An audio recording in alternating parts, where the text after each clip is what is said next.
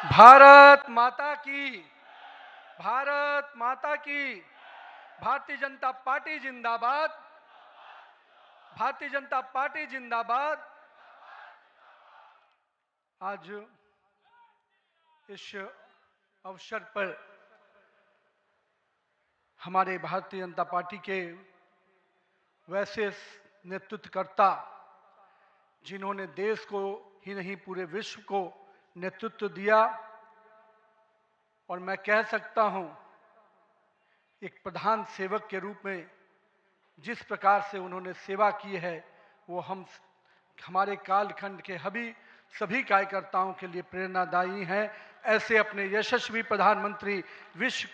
के लोकप्रिय नेता श्री नरेंद्र मोदी जी का मैं सबसे प्रथम अभिवादन करता हूं कि 140 करोड़ जनता आपके इस सेवा भाव से हमेशा आपका अभिनंदन करना चाहती है। हमारे बीच में भारतीय जनता पार्टी के पूर्व के राष्ट्रीय अध्यक्ष, वर्तमान में भारत सरकार के रक्षा मंत्री आदरणीय श्री राजनाथ सिंह जी, भारतीय जनता पार्टी के पूर्व के अध्यक्ष और हमारे गृह मंत्री आदरणीय श्री अमित शाह जी, और मैं जिस शख्सियत को सबसे पहले आज के इस अवसर पर जरूर प्रणाम करना चाहता हूं और नमन करता हूं, अभिनंदन करता हूं, अपने निवर्तमान अध्यक्ष और भारत सरकार के केंद्रीय स्वास्थ्य मंत्री आदरणीय जेपी नड्डा जी को, हमारे पूर्व राष्ट्रीय अध्यक्ष और देश में सड़क परिवहन और राज्य मार्ग मंत्री के रूप में अपना अलग छवि बनाने वाले आदरणीय नितिन गडकरी जी, भारतीय जनता पार्टी के सभी संसदीय बोर्ड के सदस्यगण, राष्ट्रीय संगठन महामंत्री बीएल संतोष जी, और जिन्होंने इस पूरी चुनाव प्रक्रिया को और हम कह सकते इस संगठन पर्व को नेतृत्व दिया, वैसे अपने के लक्ष्मण जी, सभी राज्यों के माननीय मुख्यमंत्रीगण, हमारे सभी केंद्रीय मंत्रीगण, माननीय उप मुख्यमंत्रीगण, भारतीय जनता पार्टी के सभी राष्ट्रीय पदाधिकारीगण, सभी प्रदेशों से आए हुए हमारे माननीय प्रदेश अध्यक्षगण, माननीय संगठन महामंत्रीगण, और हमारे सभी इस राष्ट्रीय परिषद के जो हमारे नुमाइंदे प्रतिनिधि यहाँ उपस्थित हुए हैं, मैं उन सभी को का अभिनंदन करता हूं और साथ ही साथ देश भर के सभी कार्यकर्ताओं को और यहाँ पर उपस्थित सभी कार्यकर्ता भाइयों को भी बहुत बहुत अभिनंदन और धन्यवाद करता हूं। आज मैं सर्वप्रथम हृदय की गहराइयों से आप सबका आभार व्यक्त करता हूं जो हमारे मंच पर शीर्ष पर बैठे हैं, हमारा शीर्ष नेतृत्व, और यहाँ पर बैठा हुआ पार्टी का वैसा नेतृत्व जिसने हर बूथ तक भाजपा के विस्तार में योगदान दिया है। आपने मुझ जैसे सामान्य कार्यकर्ता को पार्टी का इस सर्वोच्च पद तक पहुंचाने का अवसर दिया है, मैं इसके लिए आप सभी को प्रणाम करता हूं। माननीय आदरणीय प्रधानमंत्री जी, मैं हृदय से आपका आभार व्यक्त इसलिए करता हूं क्योंकि हम लोग ने हमेशा दूर से ही एक कार्यकर्ता के रूप में किस प्रकार से आप देश सेवा का काम लगातार कर रहे हैं, हमने हमेशा देखा कि जब पहली बार मैं गुजरात के आनंद में आपके साथ एक कार्यक्रम में शिरकत किया था, मुझे याद है मैं उस समय राष्ट्रीय महामंत्री था, और मैंने कहा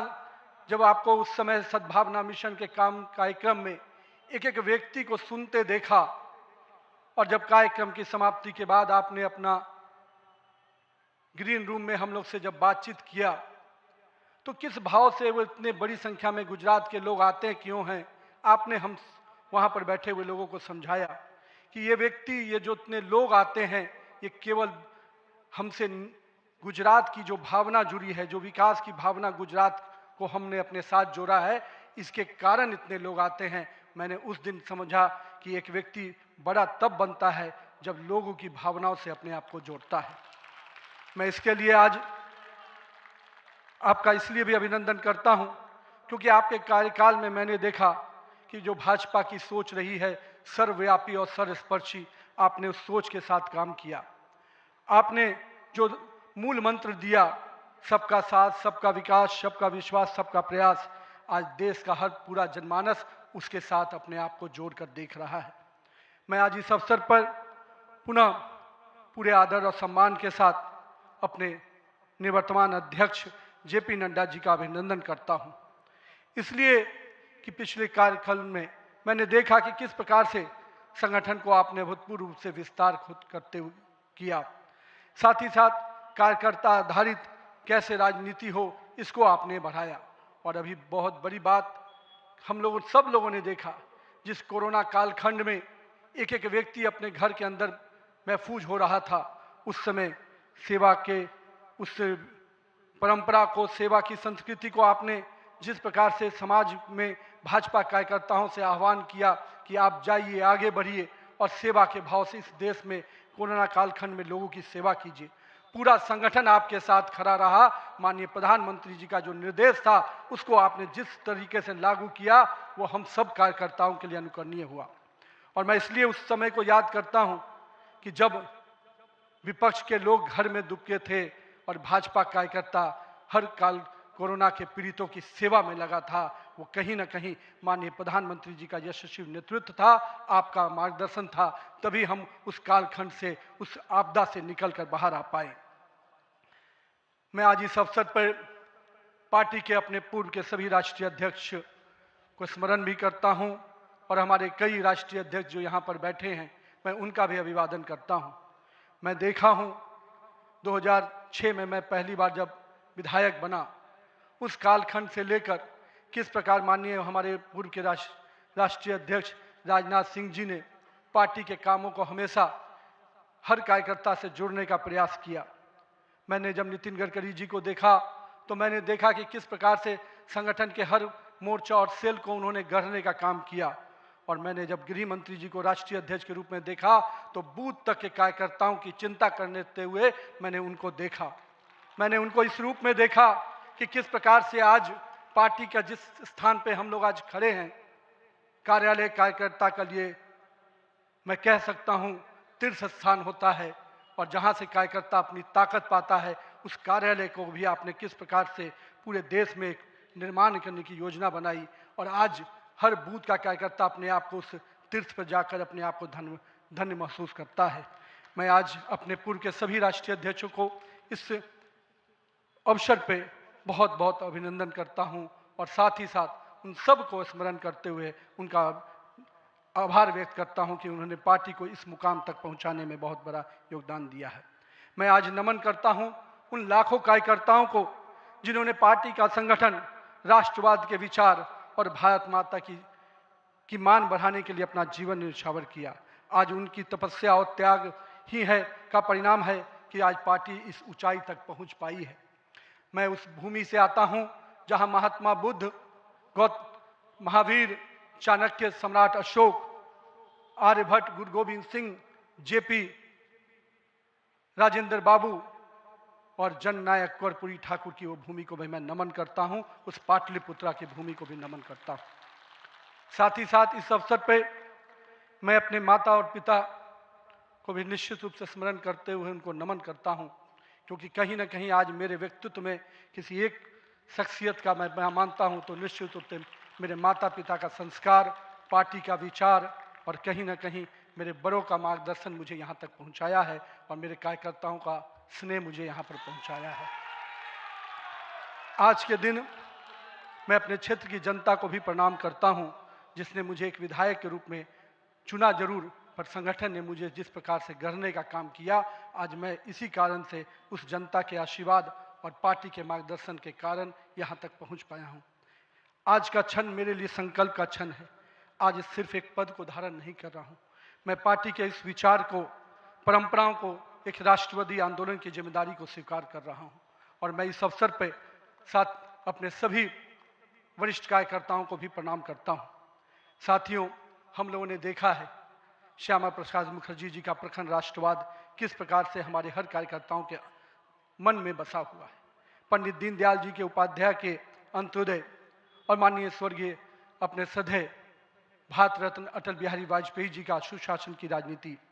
आज माननीय प्रधानमंत्री जी उसको आत्मसात करते हुए विकसित भारत की परिकल्पना हम सबके सामने रखी है। और आज 140 करोड़ भारतवासी अपने आप को इस विकसित भारत के सपने के साथ जोड़कर देश को आगे बढ़ाने में लगा है। मैं इसके लिए तहे दिल से माननीय प्रधानमंत्री जी का आभार व्यक्त करता हूँ। अभी माननीय प्रधानमंत्री जी अपने संबोधन में बता रहे थे किस प्रकार से अंत्योदय की योजनाओं को उन्होंने नीचे उतारा है।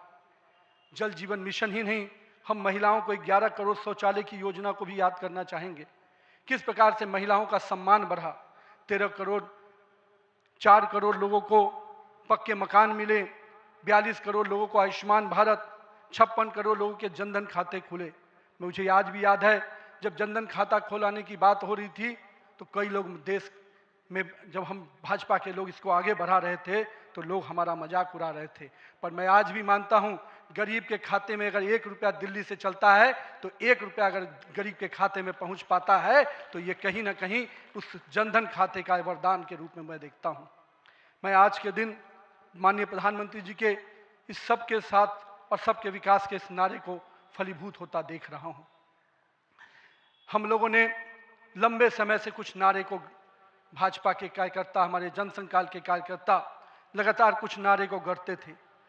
रामलल्ला हम आएंगे, मंदिर वहीं बनाएंगे, जहां हुए बलिदान मुखर्जी वो कश्मीर हमारा है, एक देश में 2 विधान 2 प्रधान 2 निशान नहीं चलेगा। साथियों, आज भाजपा के कार्यकर्ताओं ने वो कालखंड देखा जब अयोध्या का भव्य राम मंदिर का मार्ग प्रशस्त हुआ। आज जम्मू कश्मीर की जनता ने 370 धारा से मुक्ति का दौर देखा। आज सांस्कृतिक व राष्ट्रवाद की विचारें और मजबूत हो रही हैं। साथियों, मुझे याद है अब वो समय जब हम लोग आज श्रीनगर के लाल चौक पर तिरंगा लहराते देखते हैं तो गर्व की अनुभूति होती है। हमने वो दौर भी देखा था जब पाकिस्तान के झंडे लहरा रहे थे और दिल्ली की सरकार बैठकर मौन बैठी थी उस समय, क्योंकि वो समय हम लोगों ने युवा मोर्चा के कालखंड में काम करने का जब मौका मिला था तो हमने देखा था उस समय जब माननीय प्रधानमंत्री जी उस कालखंड से 370 को समाप्ति किए तो कहीं ना कहीं पूरे कश्मीर की फिजा बदली है और आज कश्मीर का लाल चौक तिरंगे से लहराया नहाया नजर आता है। ये परिवर्तन हमारे देश में आया है। साथियों, हम भारतीय जनता पार्टी के उस समान राजनीतिक दल नहीं जिसके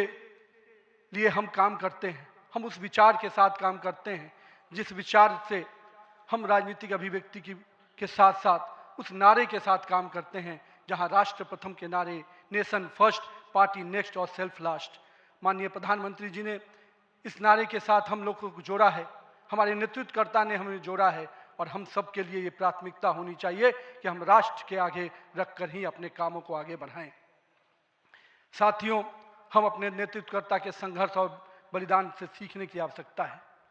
ये हम वैसे राजनीतिक दल के लोग हैं जहां राजनीतिक सत्ता नहीं साधना है, राजनीतिक भोग नहीं त्याग है, राजनीतिक ऐशो आराम नहीं तपस्या है, राजनीतिक कोई पदभार नहीं उत्तरदायित्व है। तो आइए हम सब कार्यकर्ता इस संकल्प के साथ अपने नेतृत्वकर्ता के इस परिश्रम और पुरुषार्थ के साथ अपने आप को जोड़े। मेरे प्रिय कार्यकर्ता साथियों, यदि भाजपा आज विश्व की सबसे बड़ी राजनीतिक दल बनी है तो इसका मुख्य कारण हमारा प्रेरणादायी नेतृत्व है, हमारा विचारधारा है और हमारे लाखों कार्यकर्ताओं का मेहनत है। वो कार्यकर्ता जो बिना फोकस में आए अनवरत काम करता है, वो कार्यकर्ता जो कठिन से कठिन परिस्थिति में भी भारत का ध्वज झुकने नहीं देता है, वो कार्यकर्ता जो सीना ठोक के कहता है तेरा वैभव अमर रहे माँ, हम दिन 4 रहे न रहे। आइए इस भारत की कल्पना को जो माननीय प्रधानमंत्री नरेंद्र मोदी के नेतृत्व में लगातार हम आगे बढ़ रहे हैं, आज हम भी उस परिकल्पना के साथ अपने आप को जोड़ें। हमारे नेताओं कार्यकर्ताओं का परिश्रम ही है जो आज हम यहाँ तक पहुँचे हैं, लेकिन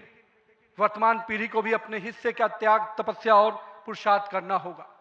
क्योंकि विकसित भारत के अगर संकल्प को सिद्धि तक पहुँचाना है, एक ऐसा भारत जहाँ समृद्धि भी हो, सशक्त भी हो, समरस भी हो, आत्मनिर्भर भी हो, तो हमारे कालखंड के कार्यकर्ताओं को भी अपने हिस्से का पुरुषार्थ, त्याग और तपस्या करना पड़ेगा। साथियों, हमारे प्रधानमंत्री जी ने हमेशा अलग अलग समूहों की बात की। अमृत काल के लिए 4 समूहों की जो बात की उसमें युवा, महिला, किसान और गरीब है। हमें अब इन नई पहचानों के साथ आगे बढ़ना है, तभी हम आधुनिक, प्रगतिशील और विकसित भारत की कल्पना को साकार कर पाएंगे। आज 15 अगस्त 2024 के दिन जब माननीय प्रधानमंत्री जी ने आज भी उसकी चर्चा की और 15 अगस्त 2024 को जब लाल किले की प्राचीर से माननीय प्रधानमंत्री जी ने युवाओं को सार्वजनिक जीवन में आने का आह्वान किया, तो मैं देश के युवाओं से कहना चाहूँगा, राजनीति से दूरी समाधान नहीं, सक्रिय भागीदारी ही समाधान है। आइए एक सकारात्मक राजनीति के लिए युवाओं को आगे आने की आवश्यकता है। लेकिन साथ ही साथ मैं युवा साथियों से कहूँगा, मेरे भाइयों, राजनीति शॉर्टकट नहीं है, राजनीति 100 मीटर का रेस नहीं है, राजनीति लॉन्ग मैराथन है, जहां स्पीड का नहीं स्टेमिना का टेस्ट होगा। तो आइए राजनीति के इस पिच पर हम अपनी जड़ों को मजबूत कर कर काम करें। और भारतीय जनता पार्टी का वॉच टावर तो बहुत स्ट्रांग होता है मित्रों, इसलिए आप अपने बूथ में निरंतर रूप से काम करते रहिए, अपने मंडल में काम करते रहिए। भाजपा का वॉच टावर, भाजपा का केंद्रीय नेतृत्व इतना मजबूती तरीके से हर पारी से नजर रखता है, कहीं ना कहीं आपको भी उस मुकाम तक पहुंचाएगा। साथियों, आज जब भारतीय जनता पार्टी के कार्यकर्ता, माननीय प्रधानमंत्री जी अभी हम सबको बता रहे थे कि किस प्रकार से पंचायत से पार्लियामेंट तक का सफर के लिए हर एक कार्यकर्ता लगे, हम आज इस अवसर पर जहां केरल, महाराष्ट्र, गोवा और अरुणाचल प्रदेश के स्थानीय निकायों में हुई शानदार जीत के लिए अपने सभी कार्यकर्ताओं को और उस क्षेत्र की जनता का भी आभार व्यक्त करते हैं। लेकिन मित्रों, अगर पंचायत से पार्लियामेंट का सफर तय करना है और लगातार हर जगह पर भारतीय जनता पार्टी का परचम लहराना है, तो हमको अपने समय के लिए पूरा मेहनत और परिश्रम की पराकाष्ठा करनी होगी।